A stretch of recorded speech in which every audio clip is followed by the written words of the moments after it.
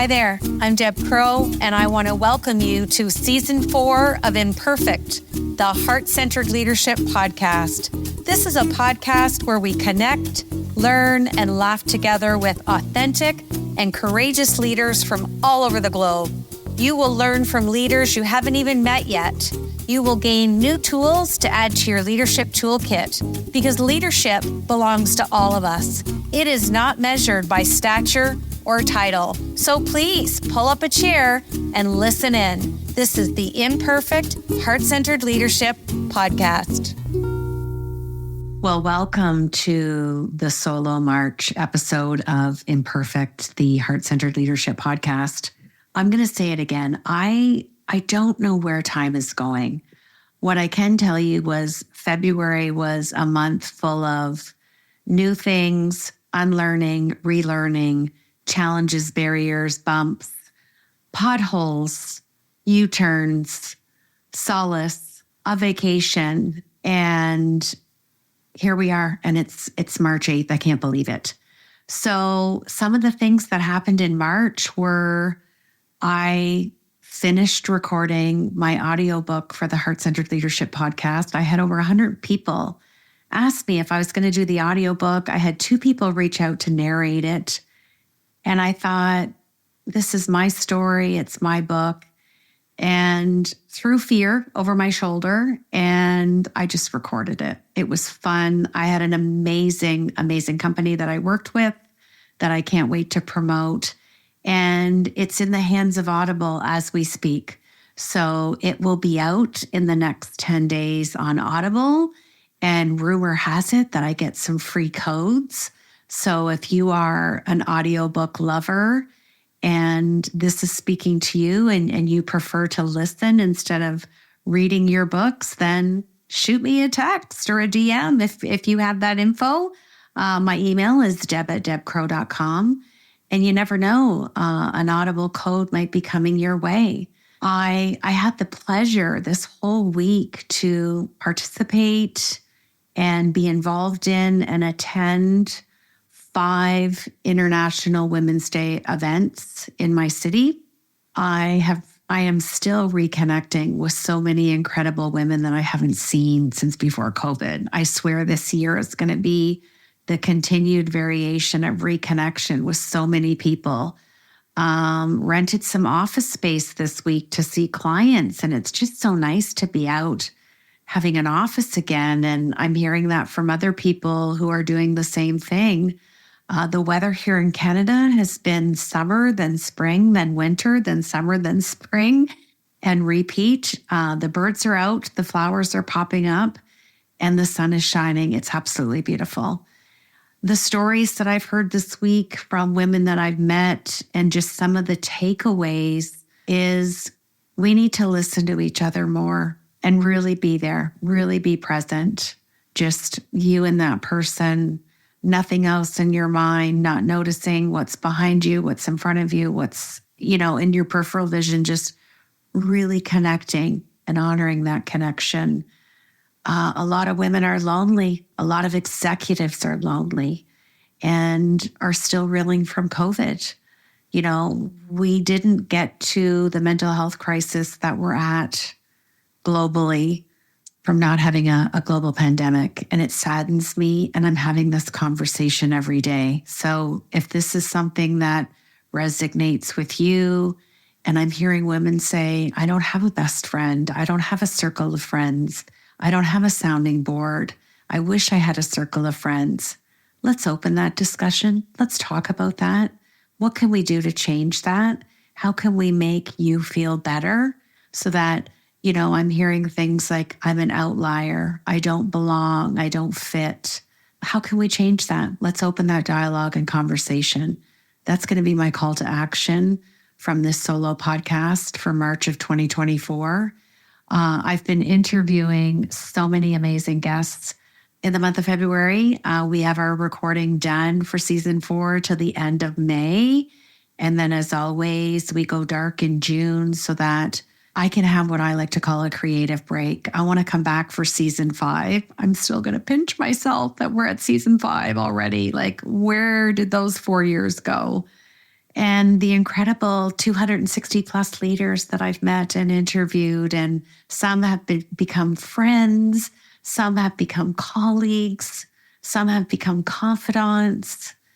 It's just a global network that I'm so, so grateful for. And it stemmed from a meaningful conversation about heart-centered leadership. It doesn't get any better than that. This month, I'm excited about my audiobook coming out. I'm starting research on my second book, my mind map. My brain has been dumped into a large mind map that is really quite scary looking, but there is some discipline and structure in there. And I'm going to move forward with my next book, which is going to be a children's book on heart-centered leadership. And I'm just completely excited to launch into that. And I feel if I'm going to handle the tsunami of leadership, and that's going to be part of my legacy, to allow heart-centered leadership to be the default going forward for the younger generation, that's exactly where I want to be. And I'm looking at how I can scale that even in Canada and across the world. And it's exciting and scary, but I have met some new allies and I'm talking to some very interesting people in many different sectors, and that excites me. And I think being comfortable, being uncomfortable, and having your passion fueled with a little bit of fear. I know for myself, I always want to keep my ego in check. There's no place for ego in life or business. And when you master the art of heart in life and leadership, heart-centered leadership is your default. So those butterflies in my tummy and the scary thoughts and the lack of confidence and the little twist of imposter syndrome, I'm just going to throw that in the garbage. And I don't have time to waste.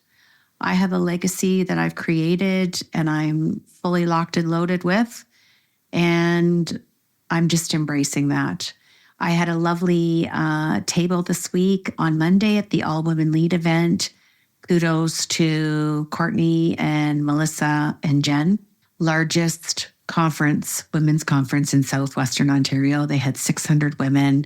Again, so many people that I saw and reconnected with that I hadn't seen since before COVID, which really is 4 years. That's a long time. And chatting and getting caught up and hearing all the exciting things going on in their life. I invited 9 women to sit at my table.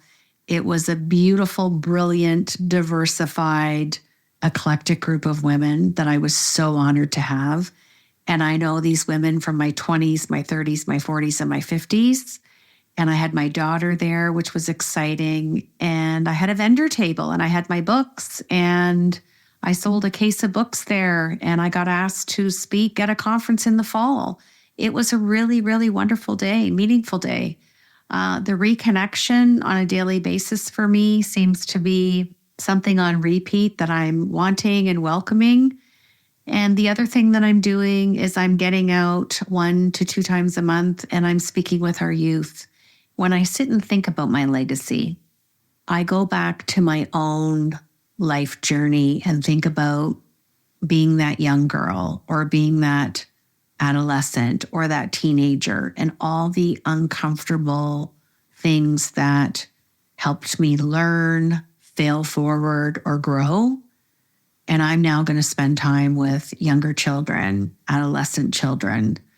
My next book's going to target 9 to 12. That's the age group that I want for many reasons. And I'll continue to talk about that as it unfolds, as I start to execute my vision. And I've also been asked if I want to scale my business. What a scary question. But I'm exploring it. I'm stepping into it. As they said at All Women Lead on Monday, I'm taking my place. 34 years in business. That's a long time. And I look at all the wins along the way and all the growth. But on the heels of turning 58, this is what I can tell you I know. The more that I unlearn to allow space to relearn, which I learned at a women's event the Tech Alliance have. Well, the keynote speaker was Melissa, who I just loved. We have to unlearn some things along our life journey so that we can relearn to open the bandwidth on our passion so that we can evolve. And I'm a visionary leader. Like I can see something 1, 2, 5, 7, 10 years out. I can see it. I can taste it. I can smell it. I can feel it. And then I can come back and do the magic of the work right now and anchor myself in the present moment, figure out the plan, put in the structure and the discipline. So now I just need to find my allies and tell them my vision and scale it, which is what I'm going to do. And I'm pretty excited about that. So that's what's happening in my neck of the woods. This is my short and sweet Solo March 2024 podcast. And I'm off to go visit my old high school. Want a cathartic experience? Go back to your high school 40 years later. What a difference wisdom and age and maturity gives you when you go back in the current space of where you are.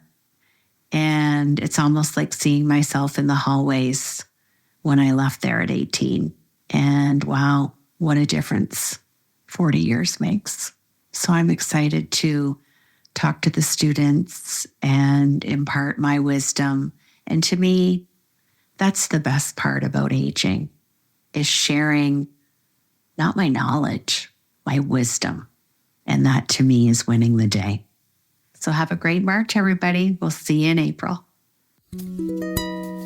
Thanks so much for joining me today on Imperfect, the Heart-Centered Leadership Podcast. I hope you've enjoyed the show today and have learned some new tools for your leadership toolkit from our amazing heart-centered guest. If you like the show, feel free to give us a rating and a review, and we always welcome your feedback anytime. If you're ready to master the art of heart, my new book, The Heart-Centered Leadership Playbook, is now available on Amazon, or you can click the link below in our description.